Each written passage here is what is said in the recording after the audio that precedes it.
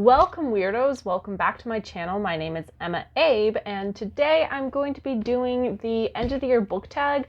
I know it's a little bit late to do it, but I kind of wanted to do a tag video because they're just easier. I'm in the process of moving right now, like I'm literally leaving on Saturday, so the day you're seeing this, and everything is kind of everywhere. So I'm packing up my books. These are the only books I have left to pack up besides the ones I'm currently reading. This book tag was created by Ariel Bissett. I'll link her video in the description down below. And it's pretty simple. There's not a lot of questions. First question, are there any books that you started but you need to finish? I would say yes. So one of them is one of the ones I'm reading for reading the 2019 winners of the Goodreads Choice Awards, and that's A Beautiful Day in the Neighborhood. I got through a couple of those poems, and I'm not a poetry person. I need to finish that one, so that's one. And then all of the books for the Indigathon and Nonfiction November, because those have to be done by the end of November. And I'm making progress. I have not started on this one, but hopefully by the time that you see this, I will have started on it, because this is the next one I'm going to pick up once I finish one of the ones that I'm currently reading. This is There. Not started this one. I wanted to start this one before Cahokia, but unfortunately the audiobook for this isn't going to get checked out to me until the 24th. So that'll be like a quick reading of this one. This one is the third one that I have not started yet. Yeah, and I don't know how far I'm going to get in this one. This is the one I'm the least hopeful for, but I'm hoping that these last three that I have not started yet go kind of quickly because they are relatively short. We'll see. I have to get these ones finished.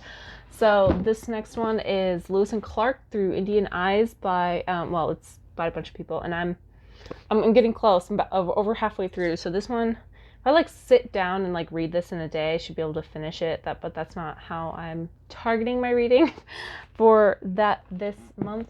So we'll see. The next one I'm also halfway through is Bury My Heart at Wounded Knee, An Indian History of the American West by D. Brown.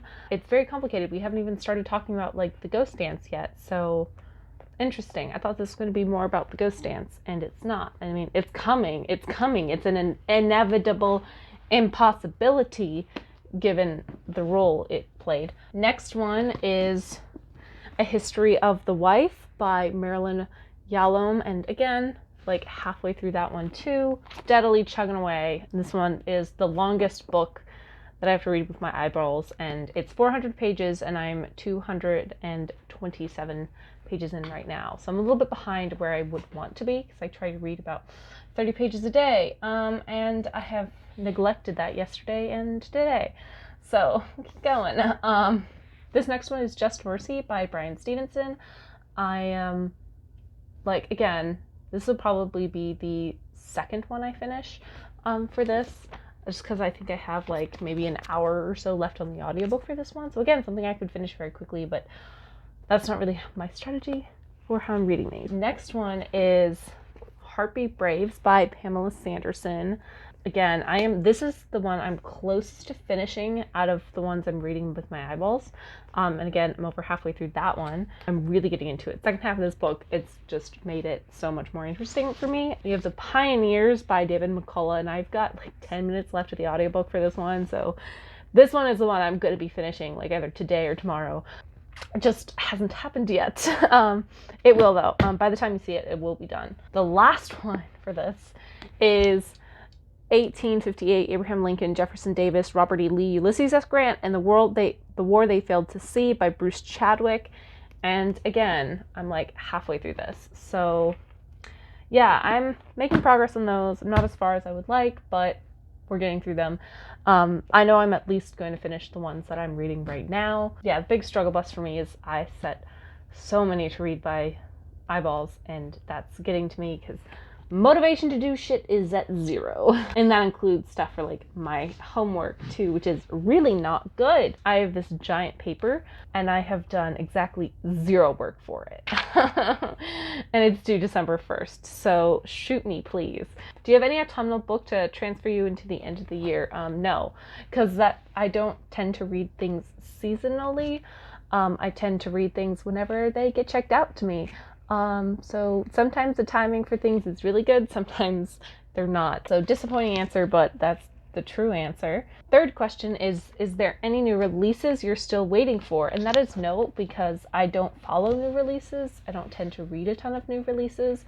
I just kind of, again, read things that sound interesting and when they come off hold on the library or when I can get my hands on them.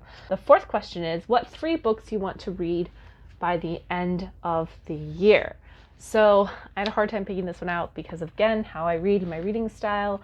I don't really feel the need to read a lot of books and finish them by a certain specific time point. I did pick out 3. So the first one is Stay Sexy and Don't Get Murdered.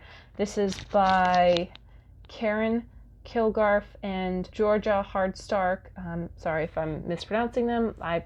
Again, handwriting is atrocious, so there we go. But I want to read that one because that's the one book of the nonfiction categories of the Goodreads Choice Awards that I haven't read, and I think it would be good to at least have that category of the Goodreads Choice Awards completed, so that when I make my video about reading all the books for the Goodreads Choice Awards, I'll have more to talk about than just some of the categories where I've only read like 1 or 2 books. And even that one's not that urgent. This next one I chose is Genghis Khan and the Quest for God by Jack Waterford. I do have it somewhere, and I don't want to dig through it and dig it out because my boxes are just under boxes. I chose that one because I've been trying to read that book since the summer. All the other books that I've like earmarked in the summer to read, I've read, except for that one. And I'm just like, I want to finish it. I want to read it. And the last one I chose is one that I'm technically currently reading. I'm making my way through it. I'm really trying to prioritize, though, the Indigenous books. And that is The Grandmaster of Demonic Cultivation, or Mo Dao Zi Shi, by Mo Xiangtong Xu. I totally butchered that Chinese. Yeah, I'm gonna gush about this book a little bit because I fucking love it. It's a web novel, so I'm not sure if you can get it in print. If you can, I definitely want a copy, and I do not care if it's in English or Chinese. I'll leave a link to the English translation that I'm reading. There's like I guess the closest thing that you call it's like a manga. I think it's actually called like a manhua. I'm not really super versed in all of this terminology. And there's also a animation, and there's also a drama, and the drama is how I was first introduced to it because I finally sat myself down and I watched the Untamed. The Untamed is 50 episodes long. I finished it. I think it took me like about a week or so to watch. Yeah, I was gobbling that up. To be fair though, like the first 7 episodes I had watched previously. Finished that actually the night before the election, and I'm not over it.